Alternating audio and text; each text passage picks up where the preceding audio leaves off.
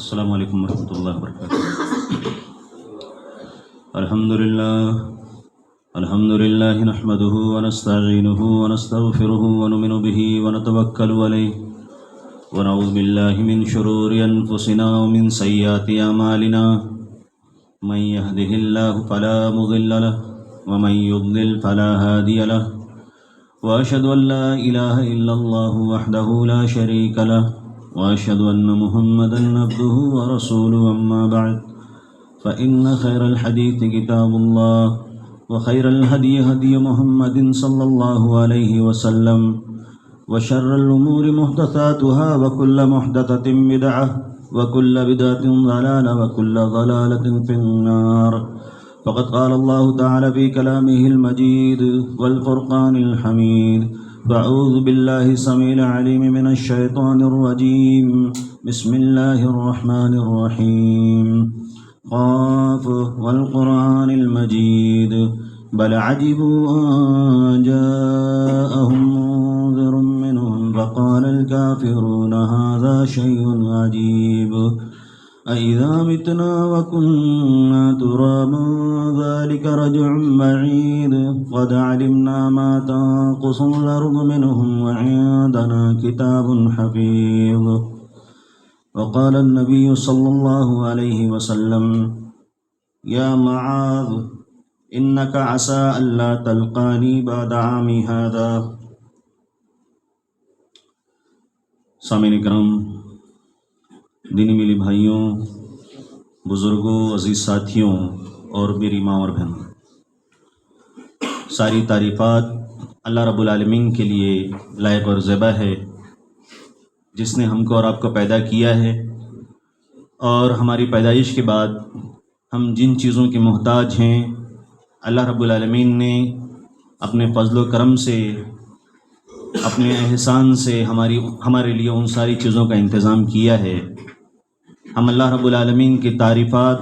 اور اس کے احسانات کے نغمے اگر گنگنانے کی کوشش کریں تو ہمارے الفاظ محدود ہیں، ہمارے پاس اتنی باتیں نہیں کہ ہم اپنے رب کے فضل و کرم کو گنا سکیں۔ انہی احسانات کا ایک حصہ اللہ رب العالمین نے ہم سیاہ کاروں کے لیے امت محمدیہ کا ایک فرد بنا کر ہم پر بڑا احسان کیا ہے۔ اللہ کے نبی صلی اللہ علیہ وسلم نے اپنی پوری زندگی اگر ہم اور آپ غور کریں تو ان ساری باتوں کی طرف رہنمائی فرما دی ہیں جن سے ہمارا رب راضی ہوتا ہے، اور وہ باتیں جن سے ایک بندہ اپنے رب سے دور ہو سکتا ہو، اس کی صاف ستھری زندگی میں اللہ رب العالمین کا غضب، اللہ رب العالمین کی ناراضگی اور اللہ رب العالمین کی نافرمانی جہاں لکھی جا سکتی ہو، اللہ کے نبی صلی اللہ علیہ وسلم نے ایسے سارے راستوں کو مسدود کیا ہے، اور اس طرف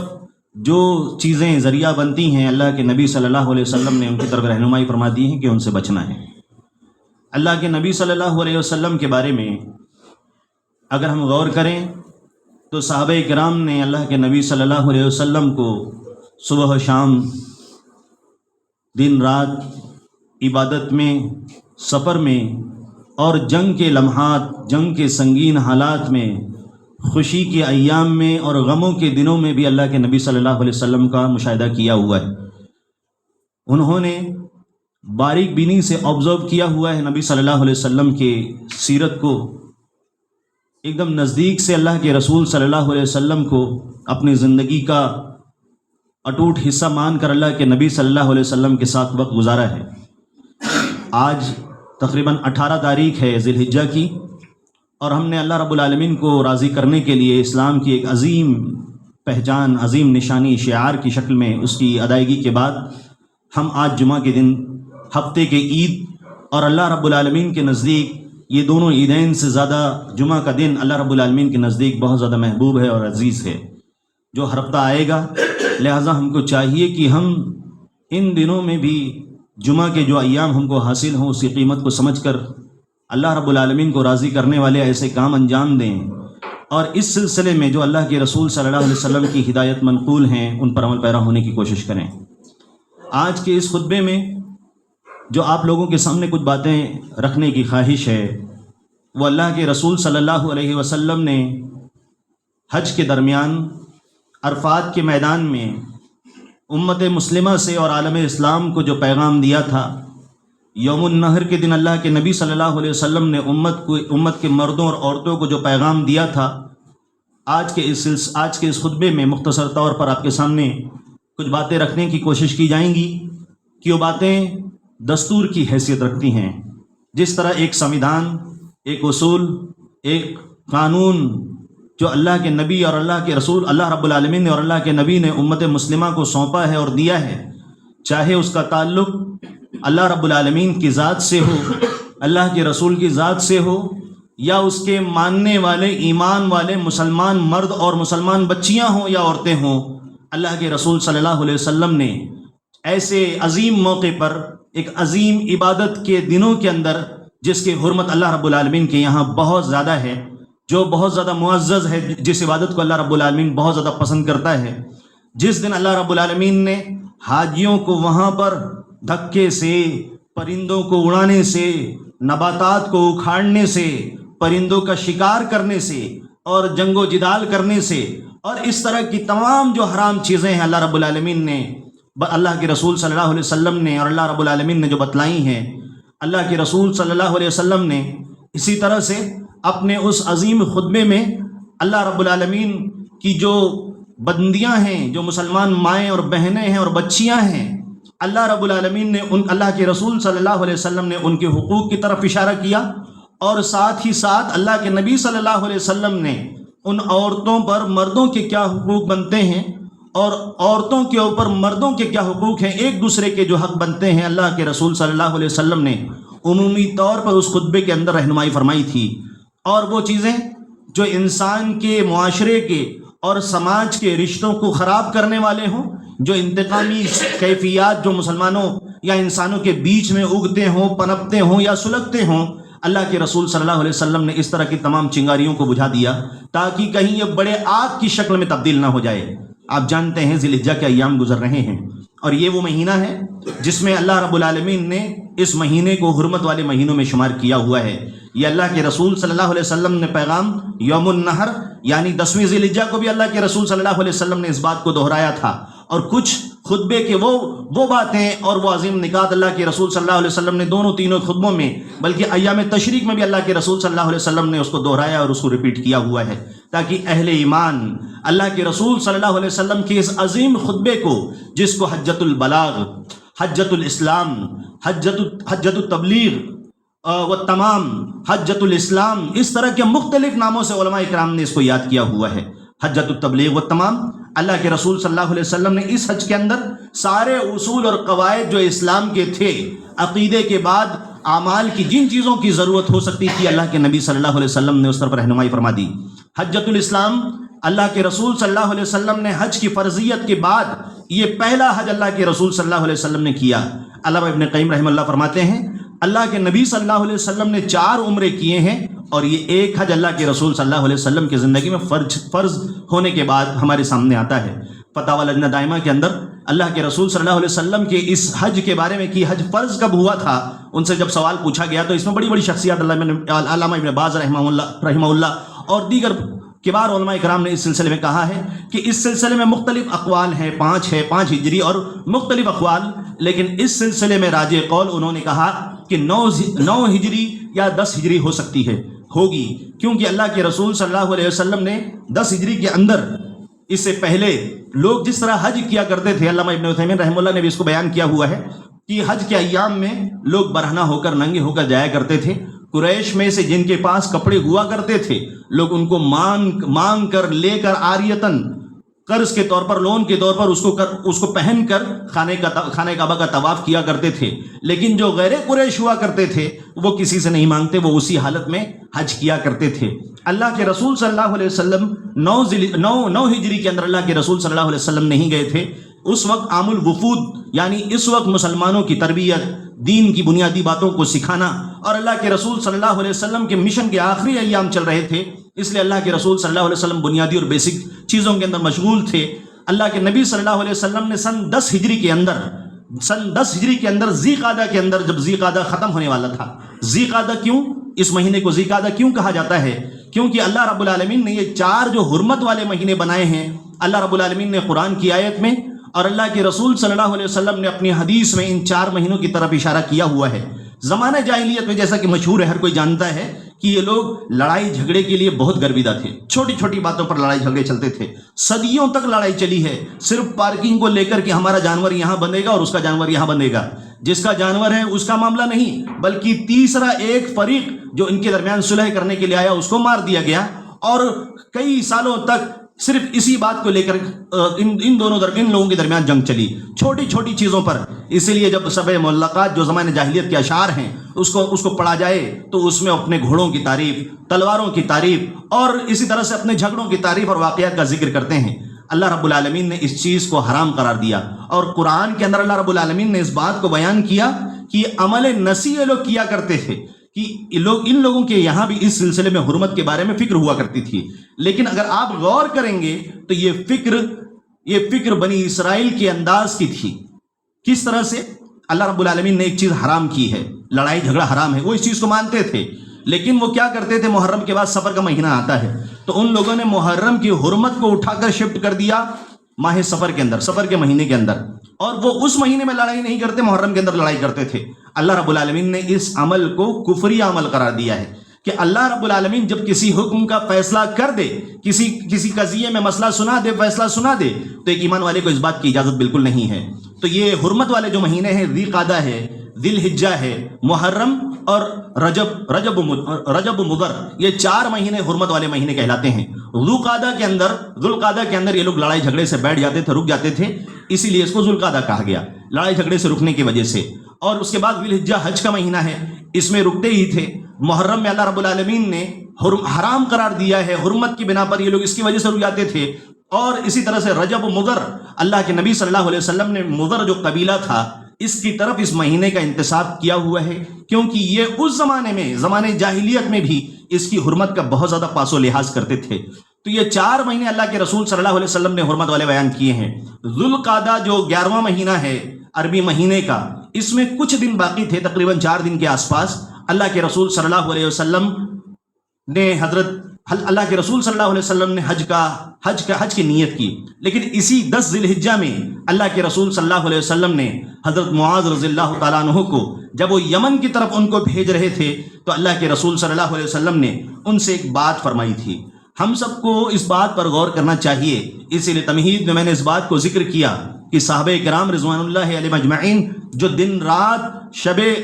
و روز، ہر وقت اللہ کے رسول صلی اللہ علیہ وسلم کے ایک لمحے کو اپنی زندگی میں مشاہدہ کرتے، باریکی سے دیکھتے تھے، غور کرتے تھے، اور اللہ کے رسول صلی اللہ علیہ وسلم کی موجودگی کے ذریعے سے فائدہ اٹھاتے تھے، تو وہ لمحہ یا وہ باتیں جو ایک محبوب کو اپنے پیار کرنے والے، پسند کرنے والے شخص سے دور کرنے والا ہے، وہ ان کو کتنا تکلیف دہ ہو سکتا ہے۔ اللہ کے رسول صلی اللہ علیہ وسلم نے حضرت معاذ رضی اللہ تعالیٰ عنہ کو جہاں بہت ساری باتیں سمجھائی تھیں کہ وہاں جانا تو دعوتی انداز اس طرح اپنانا، وہیں پر اللہ کے رسول صلی اللہ علیہ وسلم نے یہ ایک میسج دیا تھا حضرت معاذ رضی اللہ تعالیٰ عنہ کو، فرمایا یا معاذ انکا لا تلقانی انکا عسى اللہ تلقانی، مجھے امید ہے کہ آئندہ سال تم مجھ سے ملاقات نہیں کر پاؤ گے۔ اللہ کے رسول صلی اللہ علیہ وسلم نے اس کے بعد فرمایا وَلَعَلَّكَ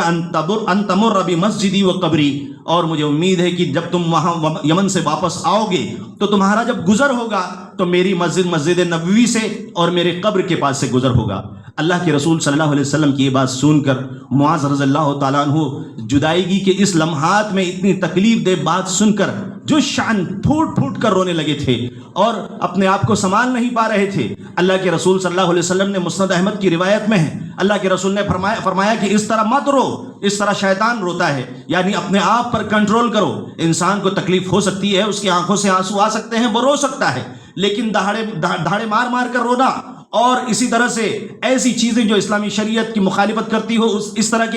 طرح رونے کے طریقے کو اپنانا، یہ چیز مناسب نہیں ہے، شیطان کا طریقہ ہے۔ اللہ کے رسول صلی اللہ علیہ وسلم نے یہ تکلیف دہ بات فرمائی، اور صحابہ کرام رضوان اللہ علیہم اجمعین، اللہ کے رسول صلی اللہ علیہ وسلم نے حج کے موقع پر بھی یہ بات فرمائی تھی۔ اللہ کے رسول صلی اللہ علیہ وسلم نے فرمایا تھا کہ یہ میرا آخری حج ہو سکتا ہے، لہٰذا تم مجھ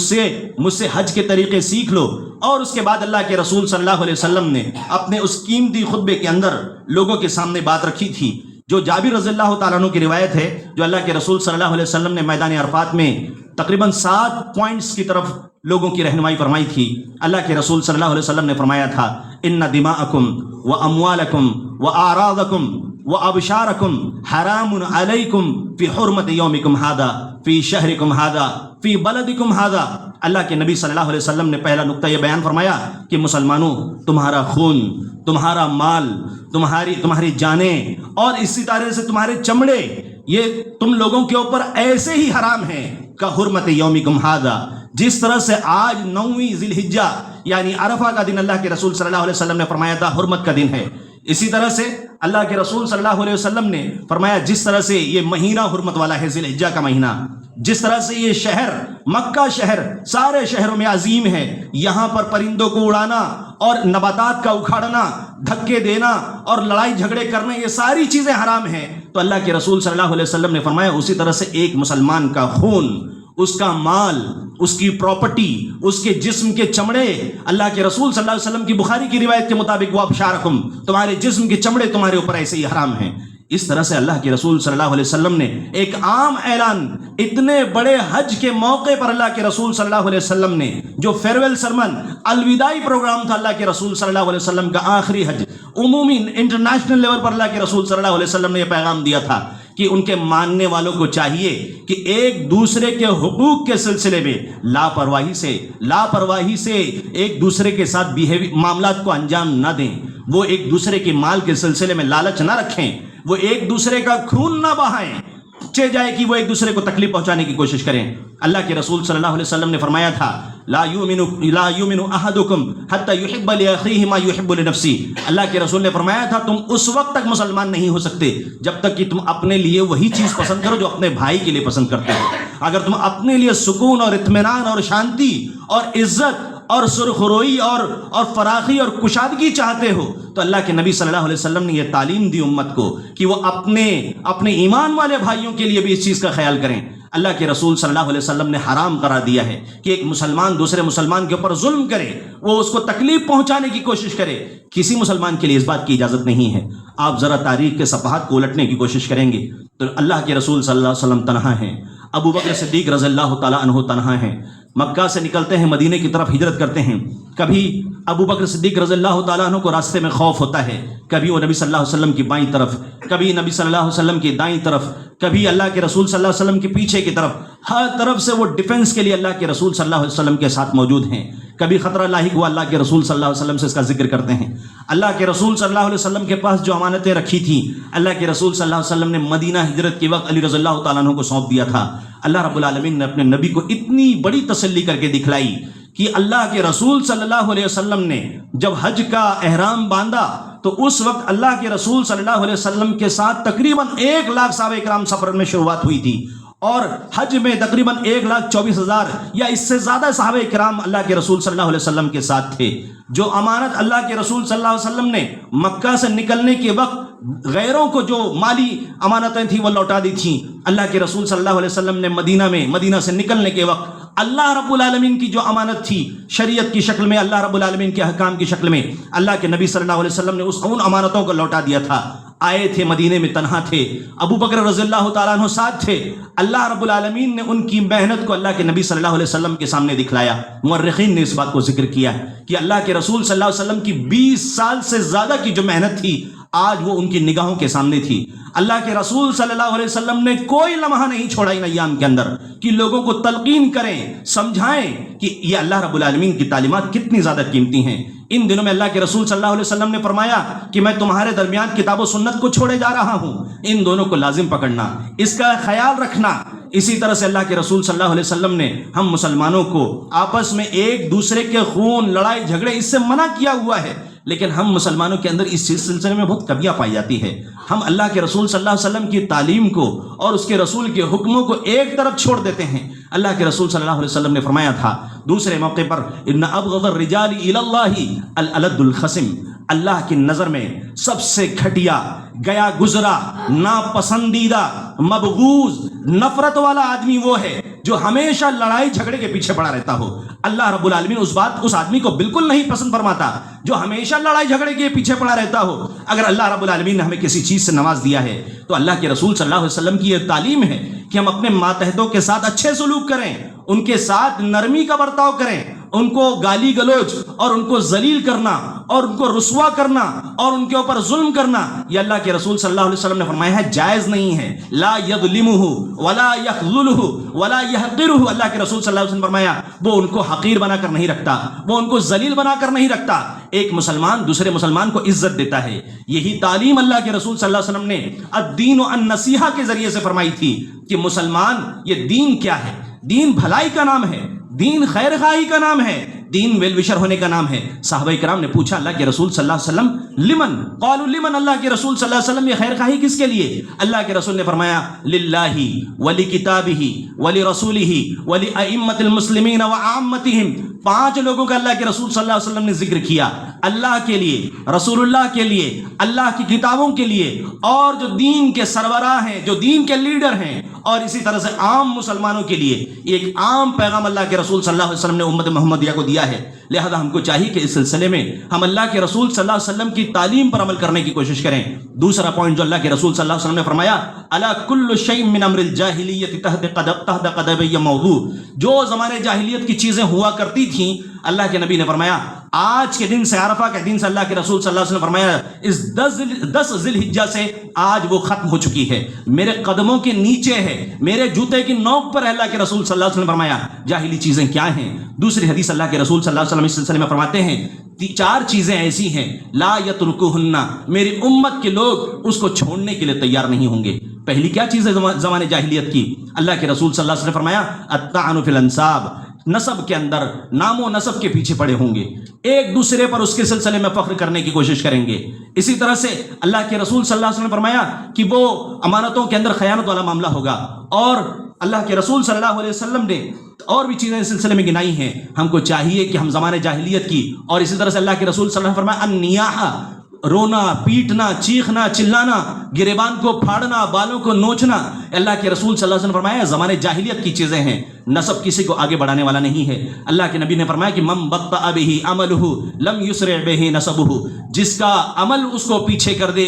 اس کا نام و نسب، کہ اس کا رشتہ کسی بڑے شخصیات سے جڑتا ہے، قریش خاندان سے جڑتا ہے، نبی صلی اللہ علیہ وسلم کے گھرانے سے جڑتا ہے، جیسا کہ آج معاشرے میں دعویٰ کیا جاتا ہے، اللہ کے نبی نے فرمایا تھا من بطأ بہ عملہ لم یسرع بہ نسبہ، جس کا عمل اس کو پیچھے کر دے، اس کے خاندان کی نسبت اس کو آگے بڑھانے والی نہیں ہے۔ لہٰذا ہم کو چاہیے کہ ہم زیادہ سے زیادہ عمل کرنے کی کوشش کریں۔ اسی حج کے موقع پر اللہ کے رسول صلی اللہ علیہ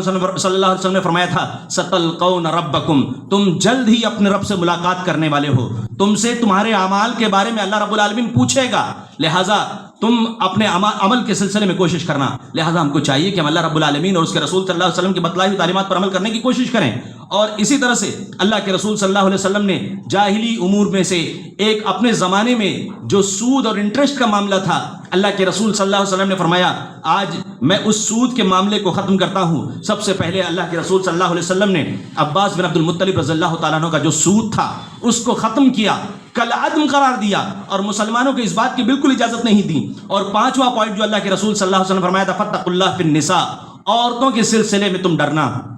تقوی اختیار کرنا، اللہ رب العالمین سے ڈرنا۔ فإنکم اخذتموہن بأمان اللہ، کیونکہ تم نے ان کو جو پسند کیا ہوا ہے، تم نے جو ان کو لیا ہوا ہے، تم نے ان خواتین کو جو اٹھایا ہوا ہے، اللہ رب العالمین کے نام پر اٹھایا ہوا ہے۔ علامہ ابن عثیمین رحمہ اللہ فرماتے ہیں یہاں کہنے کا مقصد یہ ہے کہ وہ اللہ کی امانتیں ہیں تمہارے پاس، یہ خواتین اللہ کی امانتیں ہیں تمہارے پاس۔ اللہ کے رسول صلی اللہ علیہ وسلم نے حجۃ الوداع کے اپنے اس خطبے کے اندر فرمایا تھا تم نے ان کو فإنکم اخذتموہن بأمان اللہ، تم نے اللہ رب العالمین کے امان کے ذریعے سے ان کو لیا ہوا ہے۔ واستحللتم فروجہن بکلمۃ اللہ، اور اللہ کے کلمے کے ذریعے سے تم نے ان سے مباشرت کو حلال کیا ہوا ہے۔ اس کے بعد 6واں پوائنٹ جو ہے اللہ کے رسول صلی اللہ علیہ وسلم نے خواتین سے کہا وَلَكُمْ عَلَيْهِنَّ أَلَّا يُؤْطِينَ فُرُشَكُمْ أَحَدًا تَكْرَهُونَهُ، اور ان کی خواتین کی ذمہ داری یہ ہے کہ وہ اپنے شوہروں کے بستر پر کسی ایسے شخص کو آنے کی اجازت نہ دیں جس کو شوہر ناپسند کرتا ہو، چاہے وہ کتنا ہی قریبی رشتہ دار کیوں نہ ہو، اگر وہ نزدیکی ہے یا دور کا رشتہ دار ہے، اللہ کے رسول صلی اللہ علیہ وسلم نے فرمایا ہے کہ خواتین کو چاہیے کہ اپنے گھروں کے اندر اور خاص طور پہ شوہر کے بستر پر اس شخص کو آنے کی اجازت بالکل نہیں ہے. کیوں؟ اللہ کے رسول صلی اللہ علیہ وسلم نے سختی سے کہا ہے فَإِن فَعَلْنَا ذَلِكَ، اگر وہ اس کام کو انجام دیتی ہیں فَضْرِبُوهُنَّ ضَرْبًا غَيْرَ مُبَرِّحٍ، تو اللہ کے رسول صلی اللہ علیہ وسلم نے کہا ہے کہ مارو، لیکن ایسا نہیں مارنا ہے کہ ان کو چوٹ پہنچ جائے. میں یہاں آپ کو مارنے کے لیے نہیں کہہ رہا، اس بات کو سمجھا رہا ہوں کہ اللہ کے رسول صلی اللہ علیہ وسلم نے حجۃ الوداع کے موقع پر کیا کہا تھا. اور یہاں پر جو بستر کی بات کہی گئی ہے اس کا مطلب اس غلط کام کی طرف اشارہ نہیں ہے، بلکہ اخلاقی معاملات کے اندر. اور اسی طرح سے جن لوگوں کو شوہر اپنے گھر میں آنا پسند نہیں کرتا ہے، ایسی عورتوں کو چاہیے کہ وہ اس سلسلے میں دھیان دینے کی کوشش کریں. اس کے بعد پھر اللہ کے رسول صلی اللہ علیہ وسلم نے واپس مردوں سے خطاب کیا وَلَهُنَّ عَلَيْكُمْ رِزْقُهُنَّ وَكِسْوَتُهُنَّ بِالْمَعْرُوفِ، جو ان کو کھلانا ہے، جو ان کو پہنانا ہے، یہ ساری چیز مردوں کی ذمہ داری ہے. بالمعروف، بھلائی کے ذریعے سے. ان کے اوپر یہ احسان نہیں ہے، ان کا حق ہے کہ مرد ان کو کھلائے، ان کو پلائے. یہ مرد کی ذمہ داری ہے کہ وہ گھر کے باہر جا کر کام کرے، خواتین کی ذمہ داری نہیں ہے. اور اللہ کے رسول صلی اللہ علیہ وسلم، اللہ رب العالمین نے قرآن کی آیت کا حصہ بنایا ہوا ہے وَقَرْنَ فِي بُيُوتِكُنَّ وَلَا تَبَرَّجْنَ تَبَرُّجَ الْجَاهِلِيَّةِ الْأُولَىٰ. اللہ کے رسول اللہ رب العالمین نے خواتین کو گھر میں ٹھہرنے کی تلقین کی ہے. لہٰذا ایک عورت اگر اللہ رب العالمین کی اس سرحد کو توڑ کر باہر نکلتی ہے تو اللہ کے رسول صلی اللہ علیہ وسلم اور اللہ رب العالمین کے حکموں کی مخالفت کرتی ہے. اسی طرح سے اللہ کے رسول صلی اللہ علیہ وسلم نے 7واں پوائنٹ جو کتاب و سنت کے بارے میں فرمایا تھا، قیامت کے دن اللہ کے رسول صلی اللہ علیہ وسلم نے پوچھا، اللہ کے رسول نے فرمایا کہ قیامت کے دن تم سے پوچھا جائے گا وَأَنْتُمْ تُسْأَلُونَ عَنِّي فَمَا أَنْتُمْ قَائِلُونَ. قیامت کے دن اللہ رب العالمین تم سے پوچھے گا تو اس سلسلے میں تم کیا جواب دو گے؟ ان لوگوں نے کہا، صحابہ کرام نے کہا، ہم کہتے ہیں اَنَّكَ قَدْ بَلَّغْتَ وَأَدَّيْتَ وَنَصَحْتَ. صحابہ کرام کہتے ہیں کہ ہم گواہی دیں گے کہ اللہ رب العالمین جو ساری چیزیں تھیں اللہ کے رسول صلی اللہ علیہ وسلم تو نے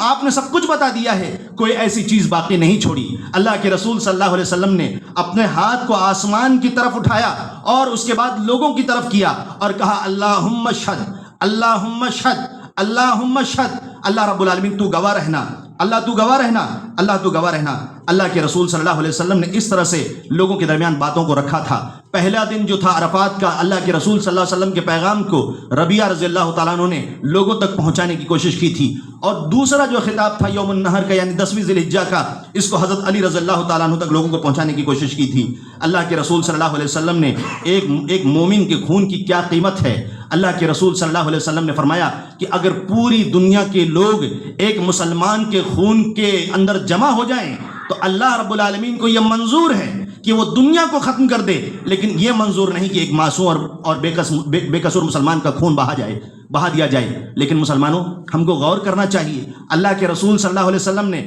ہم مسلمانوں کے جسم کے چمڑوں کو اور ہمارے مال اور پراپرٹی اور ہماری عزتوں کی احترام، اتنی اہمیت اللہ کے رسول صلی اللہ علیہ وسلم نے بتلائی ہے کہ اللہ رب العالمین کو یہ چیز پسند نہیں ہے. لَزَوَالُ الدُّنْيَا أَهْوَنُ عَلَى اللَّهِ مِنْ قَتْلِ مُؤْمِنٍ. اللہ کے رسول نے فرمایا کہ یہ دنیا کو ضائع کر دینا، ختم کر دینا، یہ زیادہ آسان ہے اللہ رب العالمین کے نزدیک بجائے اس کے کہ کسی مسلمان کو بلا وجہ بلا حق قتل کیا جائے. لہٰذا ہم کو ایک بھی تکلیف پہنچانے سے پہلے سوچنا چاہیے. اللہ کے رسول نے فرمایا تھا المسلم من سلم المسلمون من لسانه ویدہ. کمپلیٹ مسلمان وہ ہے جس کی زبان سے، جس کے ہاتھ سے، جس کے پیر سے آدمی محفوظ ہو، انسان محفوظ ہو. ایک مسلمان دوسروں کو فائدہ پہنچانے والا ہوتا ہے. کسی کی ذات پر الزام لگانا، کسی خاتون کے بارے میں غلط بات بولنا، کسی کی طرف غلط نگاہ اٹھا کر دیکھنا، یہ اللہ کے رسول صلی اللہ علیہ وسلم کی صاف تعلیمات کے خلاف ہیں. لہٰذا ہم کو اس پر غور کرنا چاہیے. اور ایسے احباب جو آج کے دور میں جس کو اللہ کے رسول صلی اللہ علیہ وسلم نے زمانے جاہلیت کا حصہ قرار دیا ہے،